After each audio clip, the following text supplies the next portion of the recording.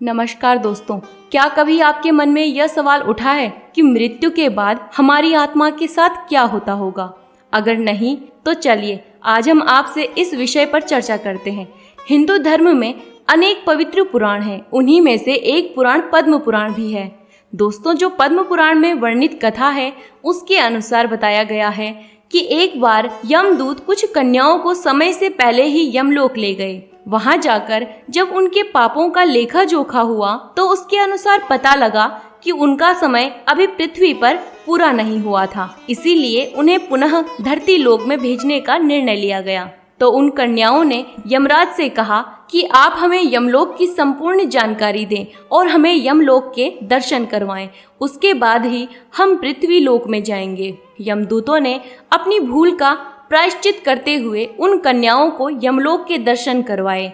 यमलोक के दर्शन करने के बाद उन्हें पृथ्वी लोक भेजा गया। जब उनकी आत्मा पुनः उनके मृत शरीर के अंदर प्रवेश हुई तो वह जीवित हो गए और उन्हें जीवित देखकर उनके परिवार और आस पड़ोस के लोग खुशी से झूम उठे। फिर उन्होंने कन्याओं से यमलोक के बारे में पूछा तो उन्होंने पूरे यमलोक का वर्णन करते हुए कहा कि मृत्यु के बाद आत्मा को यमदूत अपने साथ यमलोक ले जाते हैं और वहां उनके पाप व पुण्य का लेखा जोखा होता है।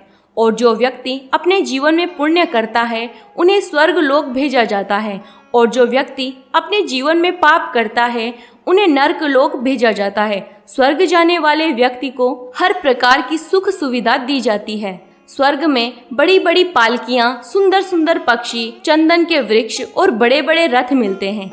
और इसी तरह स्वर्ग का नजारा बहुत ही सुंदर है, लेकिन नर्क बहुत ही भयानक है। नर्क जाने वाले मार्ग आग की लपटों से घिरा हुआ है। नर्क जाने वाले व्यक्ति को अनेकों सूर्य की तपन से गुजरना पड़ता है और अनेक यातनाएं सहनी पड़ती है। यह मार्ग कहीं तो कांटों से भरा हुआ है और कहीं रेत और कंकड़ों से, कहीं दूर दूर तक कीचड़ कीचड़ होता है और कहीं दहकते हुए अंगार बिछे हुए होते हैं। इन सब की पीड़ा सहन करते हुए उन्हें जाना पड़ता है।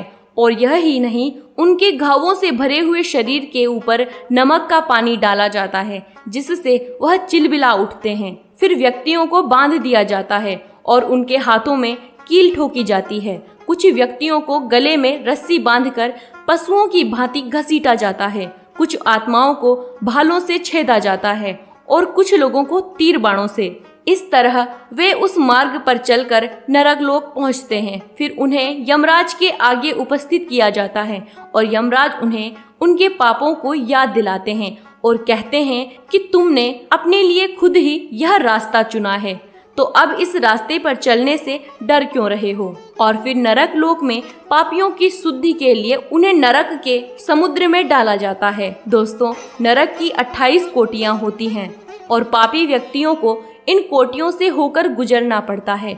और जब यह आत्माएं शुद्ध हो जाती है तो फिर इन्हें इनके कर्मों के अनुसार पृथ्वी पर अलग अलग जीवों के रूप में जन्म मिलता है। और सर्वप्रथम पापी लोगों को कीड़ों की योनि में भेजा जाता है, उसके बाद पक्षी योनि में, और पक्षी योनि में कष्ट भोगकर उन्हें मृग योनि में भेजा जाता है। ऐसे ही कर्म से उन्हें अलग अलग जीवों के रूप में भेजा जाता है और लास्ट में गाय योनि भोगकर मनुष्य योनि में आना पड़ता है। तो दोस्तों, यह था स्वर्ग और नर्क का स्वरूप। आपको हमारी आज की वीडियो कैसी लगी हमें कमेंट करके जरूर बताएं और ऐसी ही रहस्यमयी जानकारियों से रूबरू होने के लिए सब्सक्राइब करें हमारा चैनल। धन्यवाद।